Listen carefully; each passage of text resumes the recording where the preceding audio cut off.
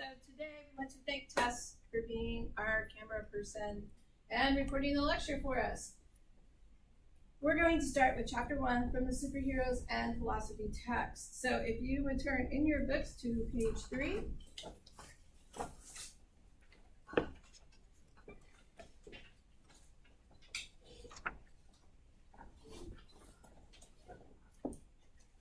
Let the Elmo here warm up so that you can see my book as well.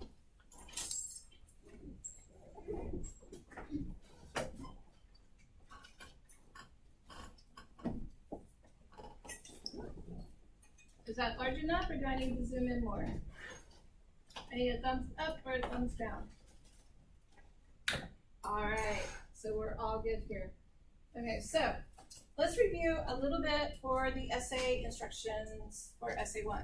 Essay 1 is a rhetorical analysis. What are you doing for your rhetorical analysis? What's the purpose? We're examining an argument that the media or movie makes. Yes, or the essay in any of your books or song or anything. So you are analyzing an argument. Perfect, Tess. Thank you. Now, when you look at an argument, what are the components of argument?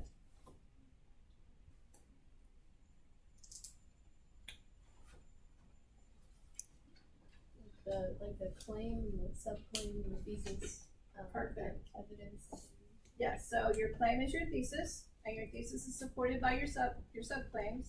What supports your subclaims? Academic evidence. Perfect. Good job, Ariana. So we have to have evidence, and another word for evidence would be quotes. Okay? Now, how do you support your quotes? This you may have a little bit of problem thinking through, but I just want to see if you might know the answer. How do you support your quotes? By putting the author in the citation. Yes, so that's one way to do it.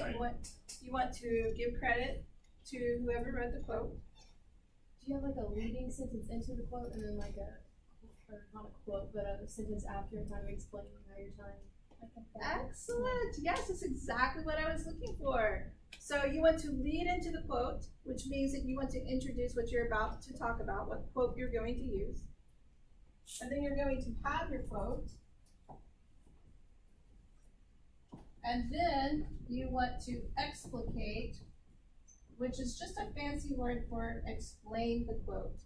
Now, when you're explaining the quote, that's how you're using that quote to support your argument, because you're demonstrating to the reader how you're using that quote to prove your point. So we have claim, subclaims, evidence, supporting sentences to demonstrate how evidence supports your argument. There are a few other components to argument that we have yet to name. What are they? Reasoning and appeals. Yes, reasoning and appeals. Along with reasoning, we have something that starts with an A. Does anybody remember? Annotation. The annotations is what we write after we've read. Good work. Appeals. Assumptions. Say again? Assumptions. Yes, assumptions. All right. So have you all ever heard the phrase that says when you assume something, you make a out of yourself? You and me. Have you heard that? Mm-hmm. So you have to have good reasoning so that you don't make a out of yourself, right? Yes? Are you going to remember it now?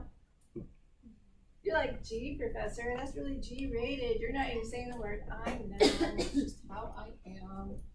So these two work hand in hand. And then along with these, we have the appeals.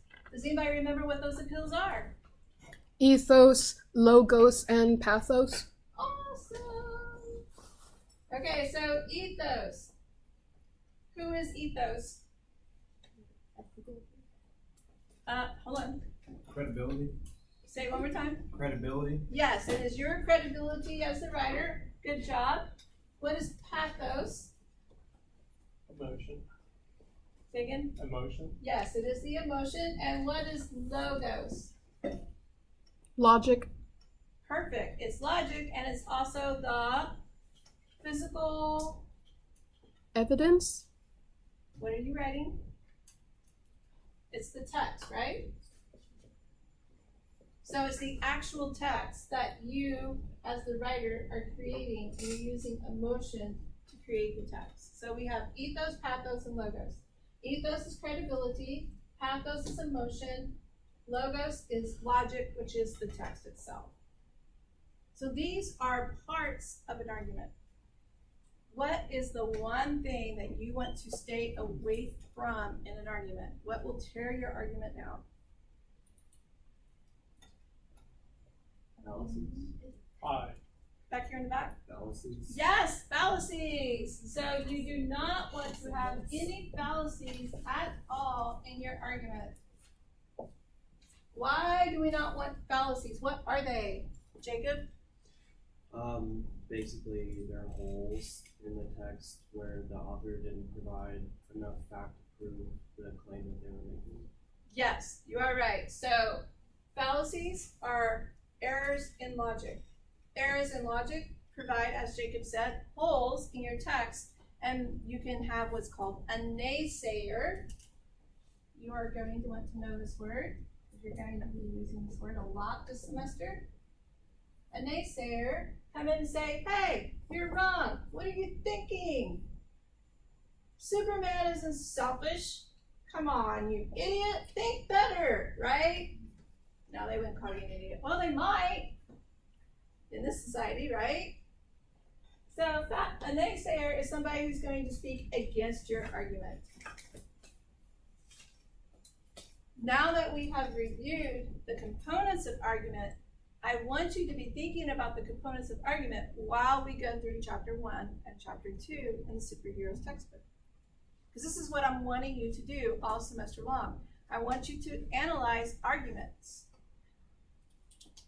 And the reason that we want to analyze the arguments is because we are listening for the continuum of opinion.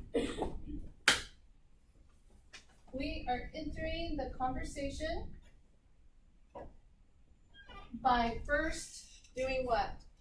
What do we do first? Listening. Yes, first we listen to the conversation. Then we do what? Dissecting it. Yes, we are analyzing it. Good job, Jacob. You're breaking the process better down than I am. After we analyze it, then what do? We find the reasoning.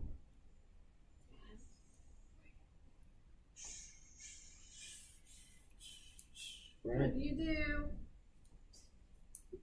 Write our own impressions, our own Yes. argument.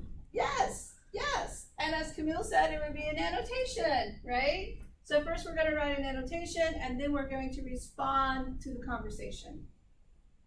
So keep the components of argument in mind while we look at these texts.